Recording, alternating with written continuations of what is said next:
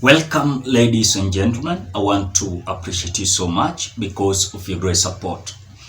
Raila Odinga, who is the leader of opposition, that is Azimio, he has come out to announce a national prayer day next week. And when I heard about Raila Odinga's national prayer day, this of course caught my attention. And I have also realized and connected it with the National Prayer Day of William Samoei Ruto's yesterday at Nyayo Stadium. Then this is a certain signal that Raila Amolo Odinga is just testing waters. And also, he is just continuing to provoke William Ruto in public as far as he is concerned, as of course the opposition leader. I'm not certain to hear that Raila Odinga is going to organize his National Prayer Day next week. And the aim of this National Prayer Day, he has come out to say that is going to happen, of course, at Anniversary Towers in front, of course, the IEBC office. I want you to watch that video of Raila Amolo Odinga coming out very clear, announcing prayers that is expected. And also, I want us also, after watching the video, I want us to look at the reason why Raila Odinga has come out just sudden after William Ruto had his prayer, of course, National Prayer Day yesterday at Nyayo Stadium. Then after that, we want us also to dissect and know and to understand why is it that at this time Raila Odinga is so lethal and his movement is going to bring a lot of panic when it comes to the regime of William Samoei Ruto. So watch that video, then we continue.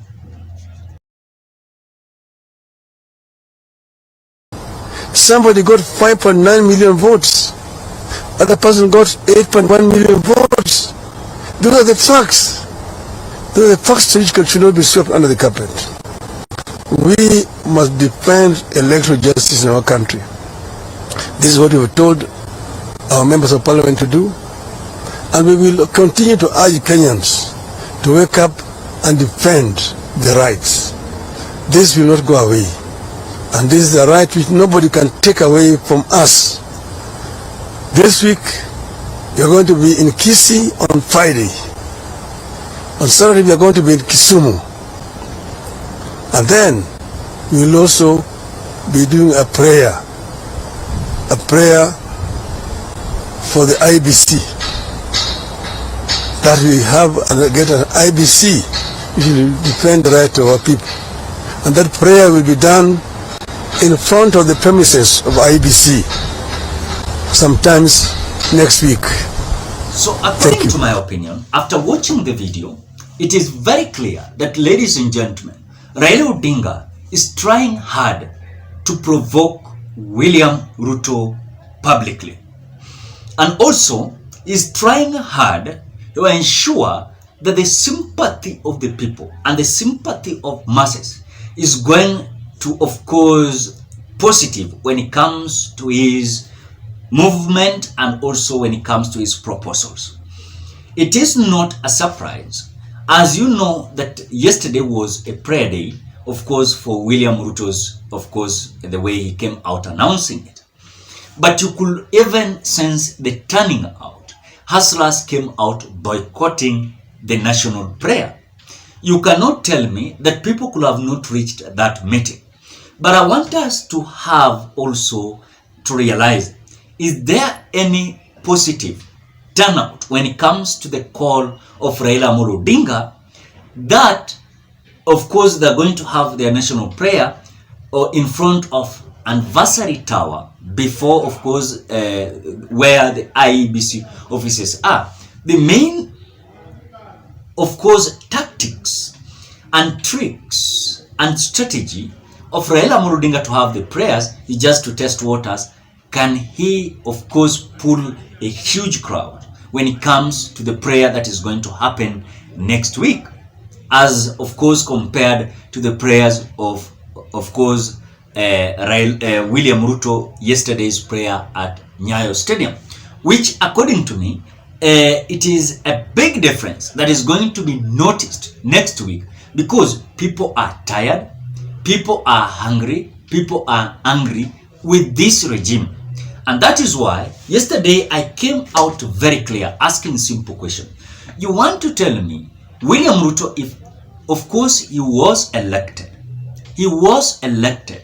as the President of the Republic of Kenya legitimately and free and fair in accordance to the democracy of the Republic of Kenya. You want to tell me that William Ruto could have not, of course, filled the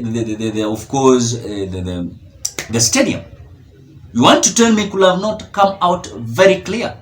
Now, when you compare also what Pastor Ezekiel did at Kasarani, it was very clear that William Ruto was so humiliated, because Pastor Ezekiel had his prayer, national prayer at Kasarani initially.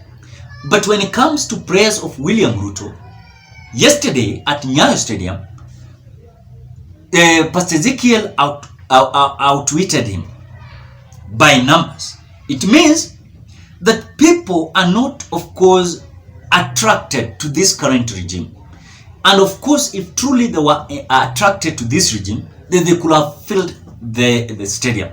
Then people are not with William Ruto, even if he's bragging, boasting that he's busy working for Kenyans because he was legitimately elected as the President of the Republic of Kenya, which according to me, it is not true. He was not elected legitimately. And if, of course, he was elected so, people could have, of course, enjoying this regime of William Ruto. I want to give you an example. I've heard many people saying that it is not only William Ruto that could have experienced this. It is also Raila Odinga could have experienced the same problem if any case he could have come out to be elected as the President of the Republic of Kenya. If according to me, I want to say yes, nothing is smoothly in every regime. Raila Odinga's regime could have also had his also problems. But when it comes to William Ruto's regime, it's too much. It's too much.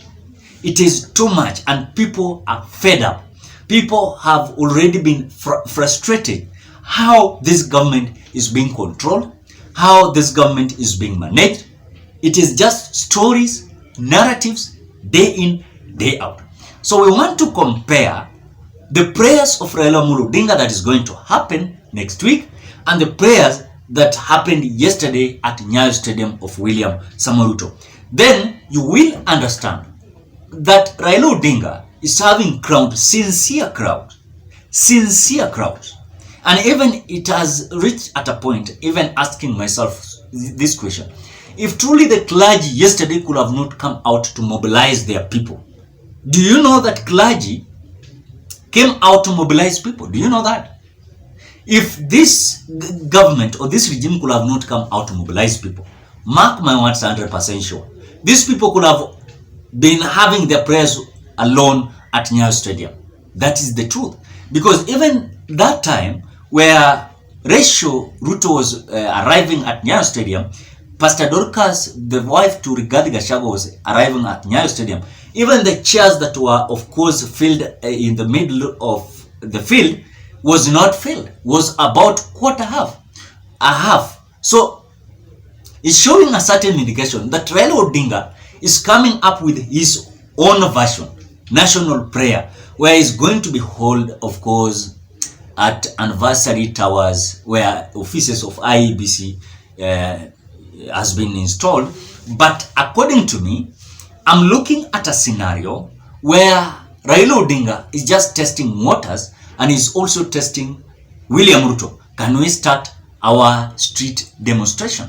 Can we start our street protest? And that is the signal that Raila Odinga is giving out, of course, to William Ruto. He wants to try the national prayer before the anniversary tower. Will there be any circus? Will it be, of course, dramatic? then how can he handle? Because Raila Odinga is learning slowly. He's just capturing the attention and revoking this regime publicly, slowly by slowly. Then I want to tell you, things are not going to be good when it comes to this regime of William Samoei Ruto. So we are waiting, ladies and gentlemen, the way things are going to be.